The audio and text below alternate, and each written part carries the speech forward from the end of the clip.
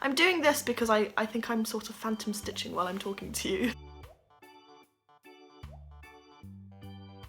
I'm here to show you all of the various methods that I use for starting and finishing when I'm cross-stitching. So what I mean by that is when I actually start to cross-stitch, how I secure the thread, and then likewise when I finish with a piece of thread, how I secure it at the back of my work. I found out about all of these methods mostly through YouTube, to be honest, just watching videos over the years, but then also just talking to people. I combine them in my own particular way when I'm stitching. Quite often it just depends on what mood I'm in, but there are certain methods that I use when there are specific things that I'm trying to do, and I'll try point them out as I'm going through. I've done all of the filming using the same piece, so it's going to go start method, finish method, start method, finish method. However, I have more start methods than finish methods, so you'll see the finish methods more than once, and then I will put timings down in the box below so that you know where to go if you want to repeat something. I hope you find this really useful. I will be doing a video at some point in the future about how I sort of combine all of the methods. I'm doing this because I think I'm sort of phantom stitching while I'm talking to you. So I'll be doing a video later on where I sort of show you how I combine all of these various methods when I'm stitching, and that'll probably be in the form of just sort of diarising a session of stitching, I suppose. And I hope you find something in it that is either interesting, useful, or both. Alright, enjoy! I'm not following any particular pattern, so let's just get straight on with it. The first method is one that I call catch the tail. This is the method that most people use when they first start to stitch, and it's quite often printed in the instructions when you buy a kit. Basically what you do is you thread your needle with the colour, and then you start stitching in the place that you want to stitch. Once you've put that first stitch through, just hold the tail underneath behind your work, and then try to catch it as you form your stitches. So I've done my first half stitch here, and I'm just going to go up through, and then hopefully underneath I will have caught the tail under there. So having checked, no I haven't, so I've pulled the tail up, and now I'm going to try catch the tail as I stitch some more. So now I'm forming my third half stitch, and I'm going to go behind my work, and then you'll notice as I turn around I managed to split the tail here, so I'm going to pull that over the needle and then lay it in the place where it's going to be caught as I continue to stitch. I'm fairly confident now that I'm going to catch the tail every time I form a stitch, so I'll keep going and then occasionally check I'm doing fine, so I'll carry on stitching. Then when I reach the end, before I start completing my stitches into their full stitches, I'll just trim that end so it doesn't get into the way. This is a method that I don't really use that much, to be honest. I normally stitch in a frame. What I'm doing in this video is I'm stitching with the work in hand, and it's not in a hoop or anything. So it's very easy to turn it around. However, when you're using a frame, it's much harder to just flick it around very easily to see the back of the work, unless you're using a particular kind of frame that I don't have. So I tend to do this one by feel, but mostly avoid it unless I really have no other options. Now we get to the first finish. As I continue finishing that row, I get to the end. Now I'm going to turn my work around and weave the tail underneath the stitches that I formed. So you'll see the first tail under there is the one that I've just caught when I started, and now I'm going to weave my needle underneath the stitches that I formed, and that will be weaving the tail in to complete that particular piece of thread.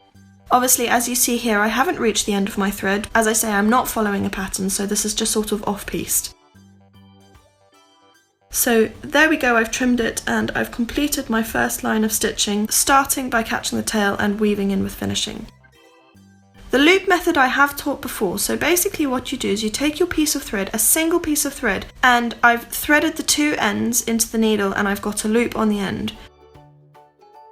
I start from the front and push my needle through, and as it goes down I stop just before that loop at the end goes through the work. Then I come up through the work into the next hole for this particular half stitch, and as I continue to thread my needle, I thread it through the loop that was formed. I pull it tight and then I go back into the original hole, and as I pull, the knot of the loop has just gone through. And that's the start. This is the easiest one that I use, and it's the one that I generally, if I'm stitching with two strands or any multiple where I can have a loop formed, it only works with an even number of strands, then this is the one that I will use. It's my favourite one, it's so easy, it's so neat. I'm just going to repeat finish number 1 here, so weaving in the work. So just to continue talking about that loop method while we watch this, you can only use it for an even number because you have to double the thread on itself in order to get that loop, so that's really important. If you have an odd number of threads, you cannot use the loop method. Start 3, weaving in. This only works if you have pre-existing stitches, and I'm using a different colour of thread here to make the difference really obvious. So these pre-existing stitches that I have in my fabric, it's basically the same as the weaving in finish, except this time I'm starting. So I've woven my needle under and then I pull to the end of the thread that is on my needle, and then I can start stitching. The first 2 are quite difficult to do because you don't want to pull too hard and then pull your thread out from under all of those stitches that you've just woven it into. So the first couple, just be quite careful with it, and then once you've done a few, you're fairly secure and you can just speed on ahead. Maybe not as fast as the sped up version. So the next finish that I do is called the trailing tail.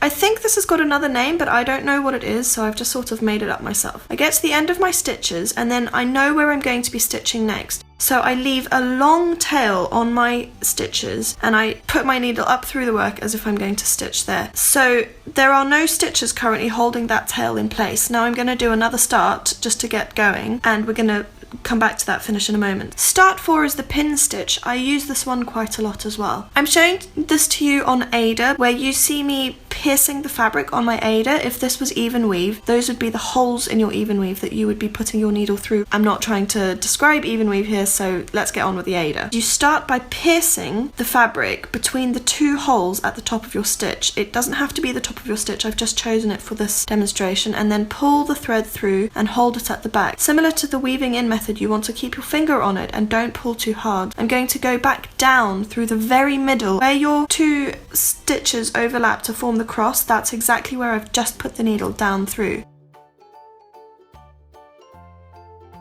And you can see it sort of disappears between the 2 strands of the Aida. Then I'm going to come up through the middle of the bottom bit of the stitch and then pull that up and then put it back down into the very middle of the stitch where your cross meets. Then I'm going to pull it gently, not too hard. You don't want to pull too hard and pull the thread out of the fabric. And the 2 strands of the Aida will sort of close over it and make it an invisible stitch. Then you can just carry on stitching as normal. This is a very, very invisible way to start, but it doesn't work if you're stitching over 1 on even weave fabric. If you are using even weave and you know what that means, then you cannot use this. If you don't know what it means, you don't need to worry about it at this point in time. Going back to that previous finish where I left my trailing tail, now as I stitch, I'm going to be covering up the trailing tail from that previous finish. If you turn the work around and have a look, you can see the stitches that I've just formed have covered up that trailing tail, and I'm going to cut my trailing tail, and that's the end of that stitch. I know this was a really complicated section and I really hope that you understood it. If you want to watch it a couple more times and you still don't get it, ask me any questions, I'll be very happy to help. I'm going to use another pin stitch to finish here. You can do this underneath a pre-existing stitch, and I will demonstrate that later on in the video. But the way that I use a pin stitch to finish very often is I do my pin stitch in an expanse of open fabric that I know is going to be covered up. Even if it's in a different colour, I'll do my pin stitch and then I will stitch over it with some other colour so you won't be able to see. So as you see, I haven't done the pin stitch in the very next row along. I've done it a couple up because I know that at some point soon I'm going to cover that up. In this swatch, I didn't cover it up. When you have a look at my diary of the stitching session, you'll see what I mean. So the principle is exactly the same. I'm going up through the top of the stitch, down through the middle of the stitch, up through the top of the stitch, and then down into the middle of the stitch. And of course, where I say stitch there, I mean the square that is formed by the 4 holes on your Aida fabric. And now I'm just going to cut it. That's a really, really secure way to finish. So I'm not worried about leaving any trailing tails or anything. That's just it. I've finished my stitch. Number 5 is the waist tail that I use. This is often called a waist knot because you can put a knot in the end of your thread and then use that to stop it, but here I've just sort of stopped stitching and I'm holding on to it to stop myself pulling it through the fabric. It's exactly the same principle as the trailing tail that I've just done as a finish. So I've left my waist tail in the back, and then as I stitch I'm just going to make sure that I'm covering up. So it's basically exactly the same as the very first method that I showed you of catch the tail, except that here, because I've gone through the front of my fabric, I can see where my tail is.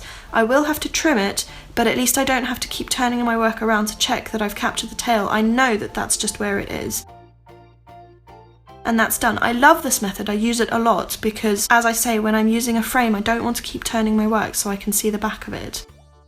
This only works if you don't care what the back of your work looks like, by the way, and I don't, so yeah, it's a bit of a mess, but it's fine. The isolated pin stitch. This is where pin stitches really come into their own.